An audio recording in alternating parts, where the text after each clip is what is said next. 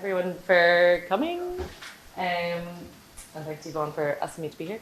I think growth is also a nice theme to speak about when you're a creative, because I think that's basically the goal for you to grow and for your practice to grow, and for your kind of intentions and everything.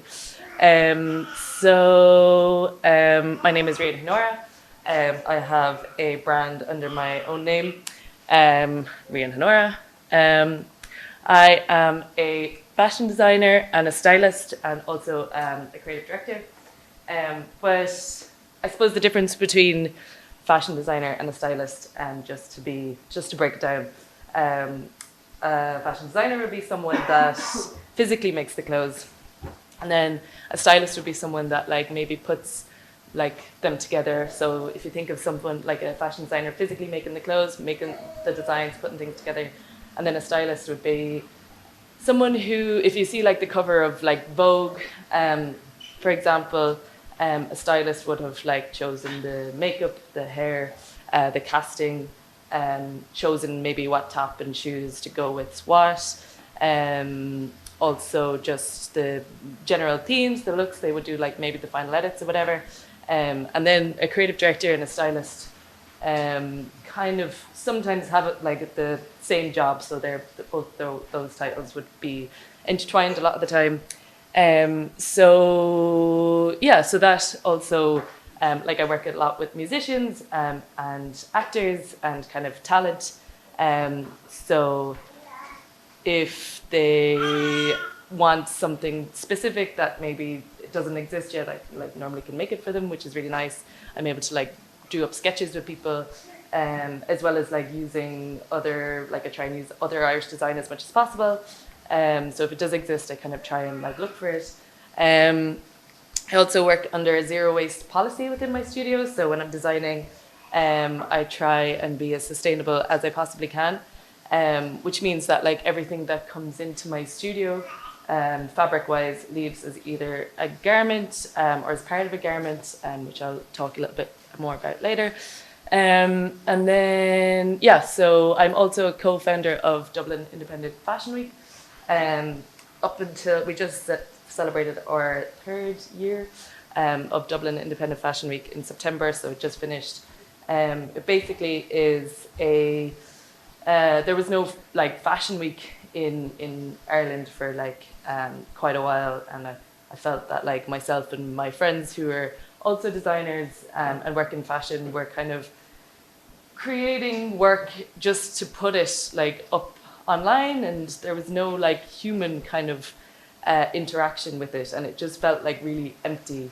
And all of us kind of came together with these same problems of kind of like working so hard throughout the year in order to like make these collections, just to put it up online, and it just kind of felt like we were like screaming into a void of some sort. So we just said we all kind of had to leave the country in order for us to have our work shown. So we had like went to Copenhagen, and like a few of us had shown in New York and stuff. But instead of like waiting around for someone else to create a fashion week in Dublin, we just said we'd do it ourselves. I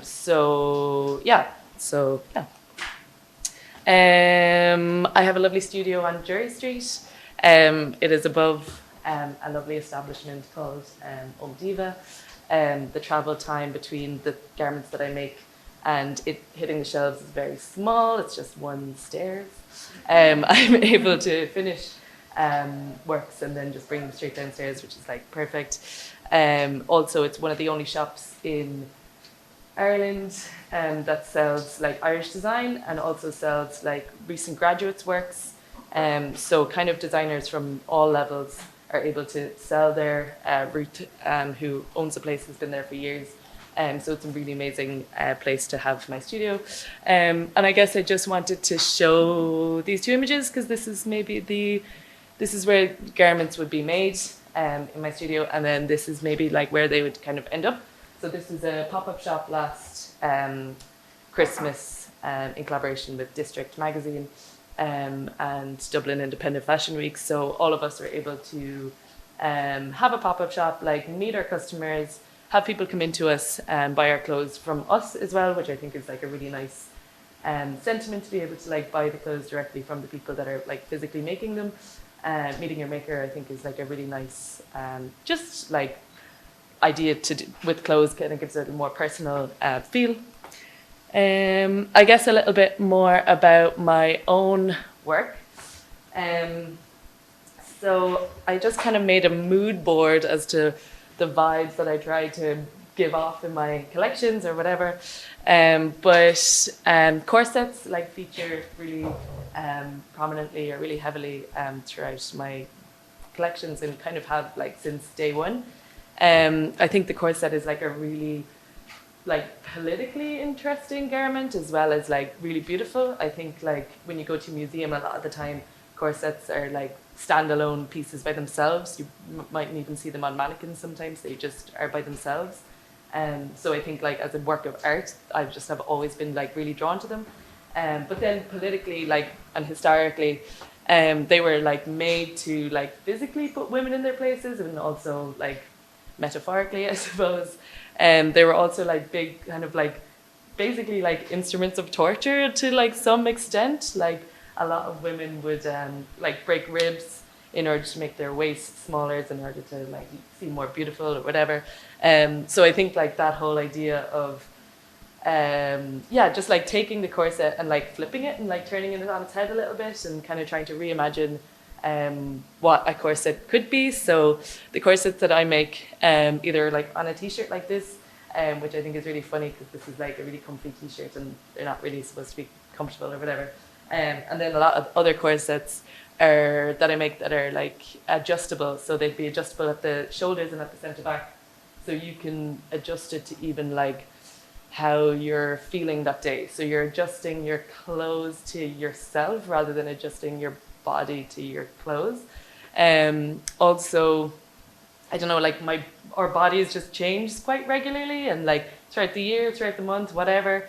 And sometimes when you like don't fit into a certain piece of clothing, it makes you feel kind of bad. And like having a piece of clothing that like makes you just feel good at all times, no matter what, and you can kind of adjust it to how you're feeling that day, is something that I kind of want to, just be able to make and make people feel good in their clothing.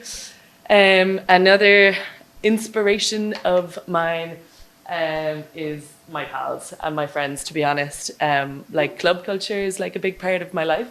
A lot of my friends would be like musicians and DJs, and that idea of like being able to move in garments, and also being able to make clothes for people that like actually will wear them, and being able to make clothes for my friends, seeing what they like to wear, is like one of my major inspirations. As well as that, graffiti is also, I like to call it like amateur graffiti, so more like mark making rather than like street art. Obviously like street art is its own thing, it's amazing in itself, but like this kind of like idea of like feeling the need to make a mark and kind of nearly run away is like really interesting to me. Just like, even if you see like a scroll somewhere like Peter loves Breda 2018 or something like that, like I just find it like feeling the need to like make that mark in that time is like really like romantic or something. Like not even if there's romance involved, like this is like a crying banana, I think. And I just think it's like, that's like so beautiful. So I guess if you like, and the fact that it's like kind of illegal is always kind of cool. If you like mix all of these together, you might get something like this. So this is Alwyn Fieri. She is actor, writer, complete legend. She's like the coolest person I think I've ever met.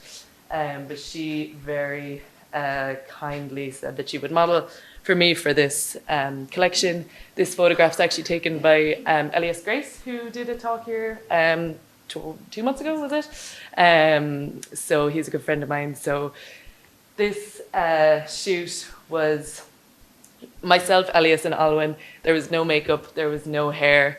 I just had like a suitcase of clothes, and Elias was just snapping away, and it was like still to this day one of my absolute favorite shoots. And yeah, it was so nice. We were just like allowed into this like building that was being done up. And yeah, Alwyn was just the coolest person ever. Another thing that I like to do, I suppose, is like try and step away from this idea of like always needing to find the new and like creating new things every single time for every collection, because it's just not sustainable. And there's like designers out there that are making like 22 collections a year or something, and it's just like this endless race of like chasing this dragon of newness and what's cool or whatever. So instead what I like to do is I like to bring garments from like old collections forward to new collections and trying to like style them in different ways and take pictures of them in different ways so that they can last longer and people can be inspired by the same piece of clothing in like multiple ways. So this is just like the same dress, but just shot differently. I feel like it kind of gives off like a whole different vibe, and I think that's like a really good thing to be able to promote, that like one garment can have multiple purposes, and if you just have it like think about it rather than just like ruching things or putting things on backwards or upside down or whatever. Yeah. This is just that same collection. This green piece is actually made from like a tablecloth that I used to have that I was sick of, but I still really like the pattern. So just trying to like think outside the box of fabrics to use. And for this collection as well, it was like just a few years after I had graduated from college. I went to Limerick School of Art and Design. But I feel like I had like just accumulated so much fabric from people giving it to me, and I also am like a bit of a hoarder, so I'm very slow to throw anything away. For this collection, I basically just wanted to use the fabric that I already had, so I didn't buy anything new. So I had to be a bit inventive with, yeah.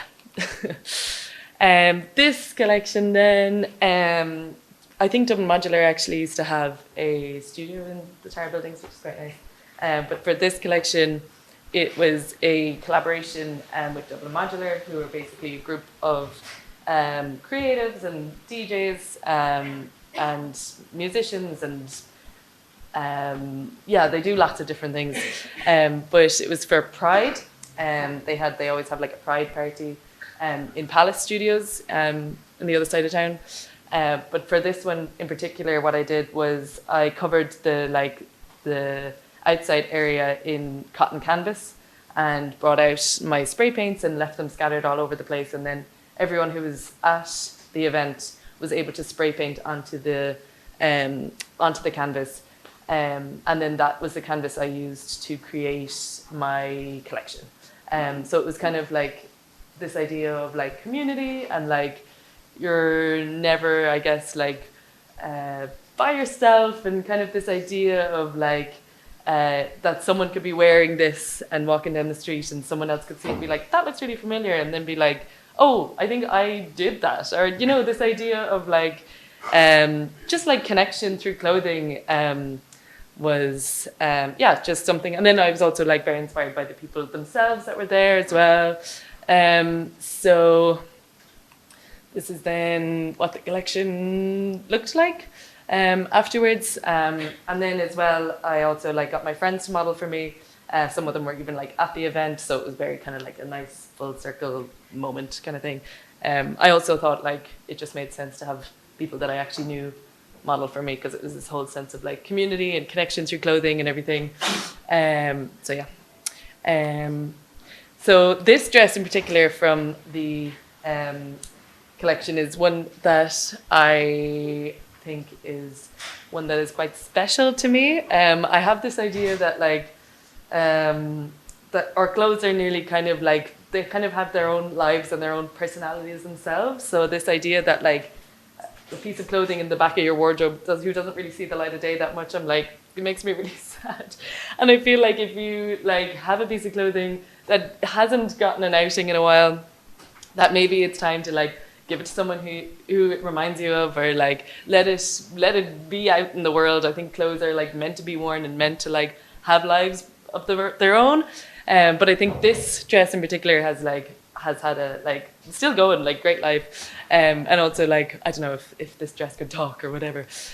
So this is also another example. So this is Alva, my friend, wearing it on this shoot, and also this same idea of like the same dress having just like different, just looking very differently, I suppose. So this is Kate Nash, she's a pop star.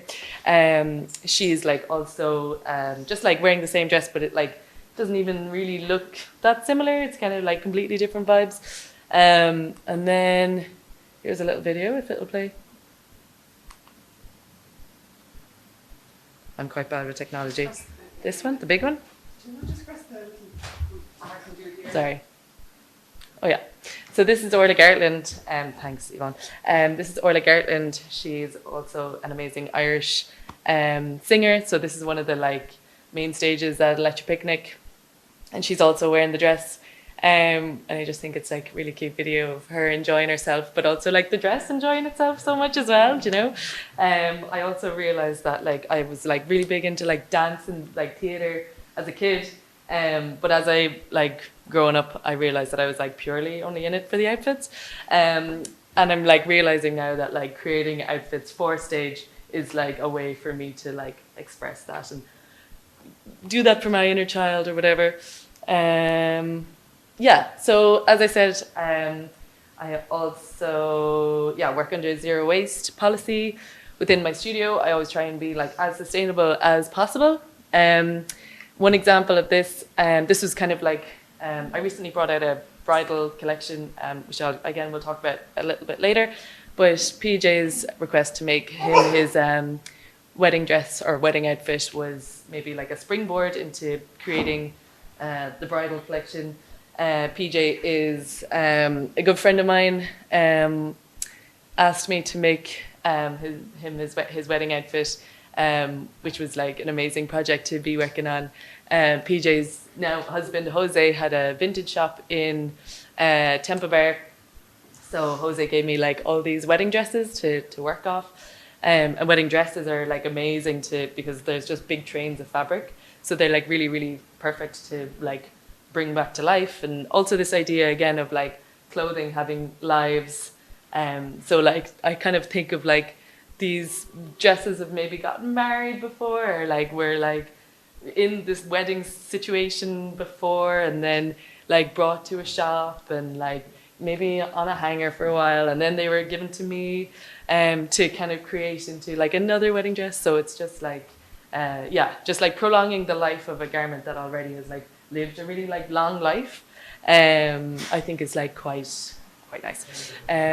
So then I also make these things, they're called scrap babies. They basically started off as like these little ones in the corner, as just like kind of like figurines nearly, like teddies kind of figurine things.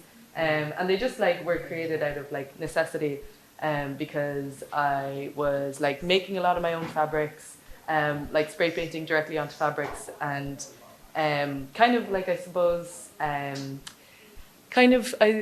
just like not wanting to throw out fabrics that I worked so hard like making and creating, and also like before it even got to me, like the weavers or whatever, and like even cotton or the linen or whatever, also had like lived this whole life before getting to me.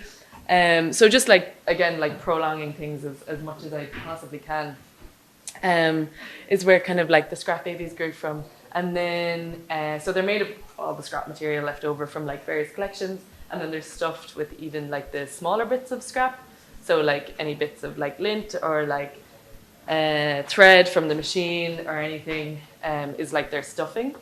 And then they started to become a little bit more useful, so then I started making them into bags, and they each come with like their own like birth certificates as well, and each one is like different to the next, so there's no two scrap babies the same. Then the same with denim. I did a project with I started creating this project in collaboration with Tola Vintage, kind of. They're like a vintage shop in Dublin, and I needed lots of denim, and obviously didn't want to just buy denim So I went to Aoba in Tola Vintage, and I was like, do you have any like dead stock denim, or like denim that like jeans that are ripped, or like anything like that? And he was like, weird you say that, because it was like the middle of the summer. They had just turned loads of their jeans into shorts, so they had loads of legs of trousers that they didn't know what they would do with. So they gave me like 3 big bags of like legs of jeans, and it was perfect. It was amazing. So what I did then was like cut all the denim into like perfect squares, because if you cut fabric at an angle, it gets really stretchy. So it's basically not to cut it on the bias. So I cut them into loads of squares to then create this corset, which I'll show the finished piece in a sec. But the like seams of jeans are like really, really thick. And it kept like breaking my machine. So I kept like just cutting off the seams and putting them to the side and just being like, I'll just figure out what I'm going to do with that in a second. And then I had all these like seams. So then just kind of like tied them all together to make a big thing of yarn. And then just got massive knitting needles and made these little bags out of them. So it's again just like using every single piece of the fabric. Also, again, fabric that has already like had its life before it came to me, prolonging the life of it. So then that denim turned into CMAT's corset, which ended up on the front cover of Hot Press, which is also like again just like the personality of these garments as well, just like having a big day out of the shoot. I think it's like quite sweet. Then in terms of like celebrity dressing and everything like that, you can see, this is a few years ago now, but like I guess you can see aspects of my own influence into their outfits. So you see a little bit like the kind of Baroque silhouettes and like the graffiti coming through in CMAT's looks, as well as like she obviously is like really into like Western and like cowboys and stuff. So that kind of like crossover and amalgamation between like what I want to do and her influence, and then yeah. I guess in terms of celebrity dressing and stuff, I also work a lot with Kate Nash. So this is also a version of, you might see my influence throughout this look, but also like Kate's kind of ideas through it as well. I think it's this button, but let me just double check. Oh yeah, perfect. This is also like a good example of the crossover between like fashion design and styling. So I like styled it, but then also used a lot of like Irish design. So her hood is by Jessie Flatman, who's called Jaff. There's also like a Jenny Vander vintage dress, the blue one. And then everything else is like either I made it or like vintage or Irish design from like Diva. And then the bits that are like filled, so that little red top I had like just made the night before because she needed like a little something for underneath her the corset. So it's just like, again, the kind of crossover of like things that need to be made I can just kind of like throw together.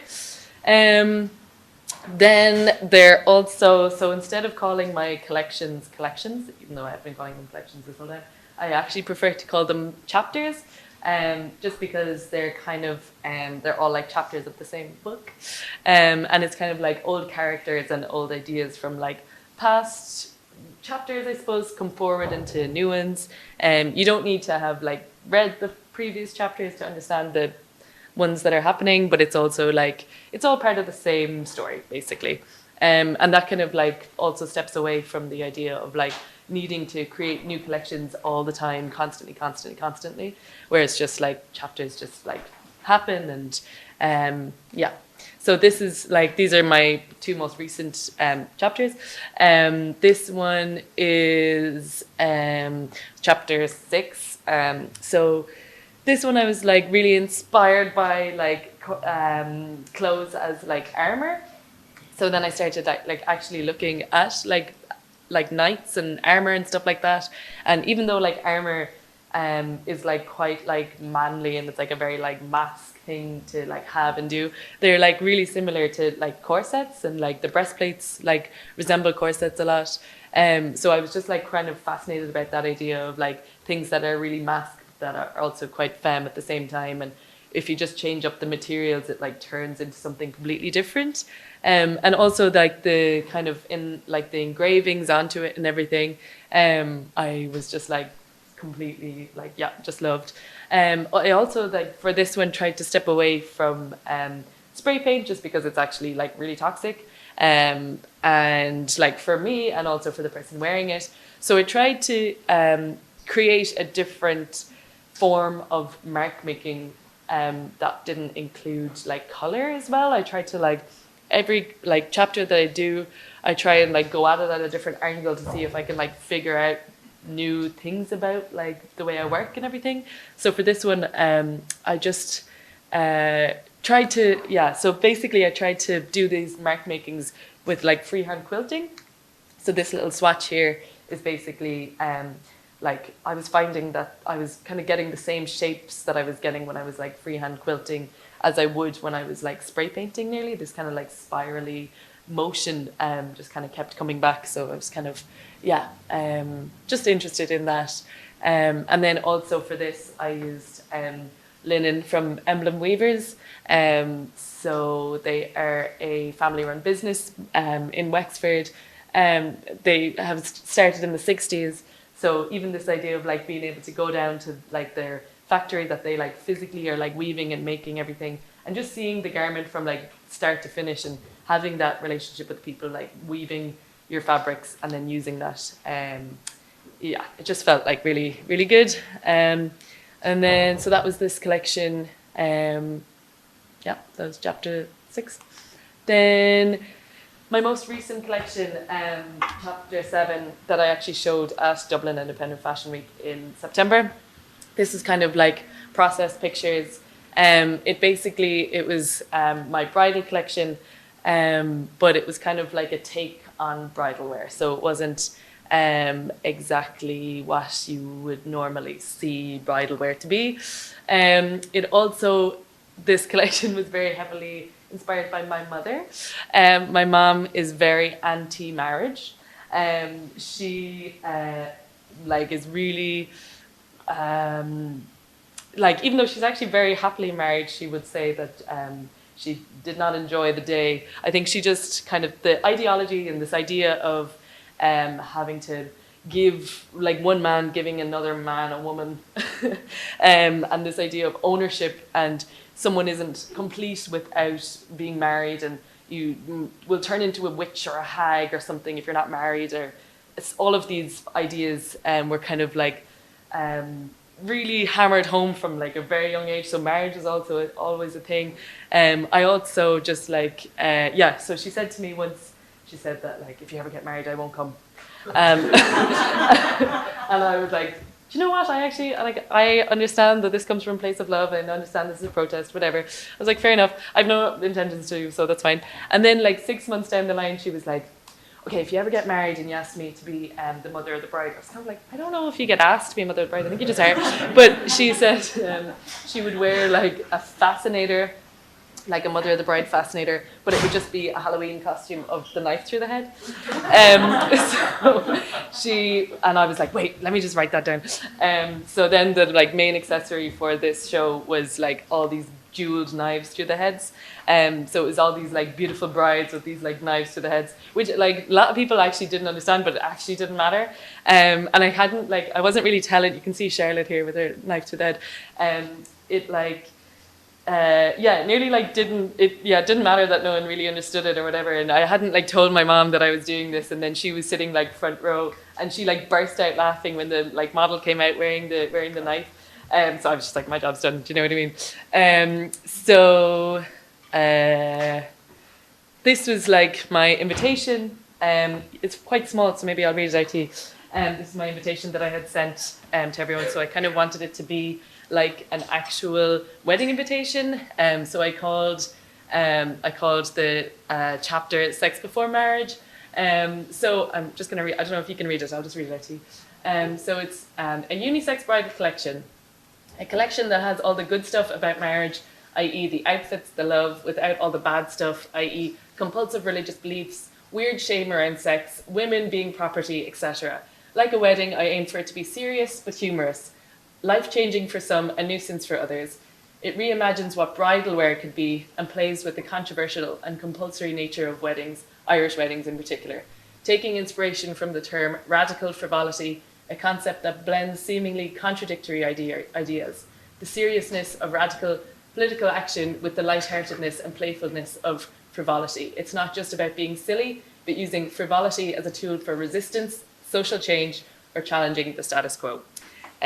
So that's kind of what I had intended. I also wrote this really quickly on my notes app and then was going to edit it later. And then I was like, no, it's grand. It doesn't need to be perfectly written. It's just this is kind of what came out. So I'm just going to send it like this, send it to print. This is just, this doesn't even have sound, but this was just a video from the show. So you can see the knives through the heads there and everything. A lot of the fabrics from this as well was old wedding dresses that were kind of revamped or whatever. So again, that idea of clothes going through a whole lifetime before they even come to me, and then going through a whole other lifetime. Also, one of the other bands that I work with very closely are Bird. I don't know if anyone knows them, but they're an 11-piece trad girl band, and I've been working with them since they started. So two members of Bird, Lisa and Laura, were playing live music that Lisa had actually written for a dance company called Lul. And it was also, this was also, I suppose, a perfect blend of all of my worlds coming together, because I feel sometimes my styling world and my design world are quite separate. And this was just a really nice kind of celebration of bringing all those things together. Yeah. And then this is just the lookbook from that collection. That's it.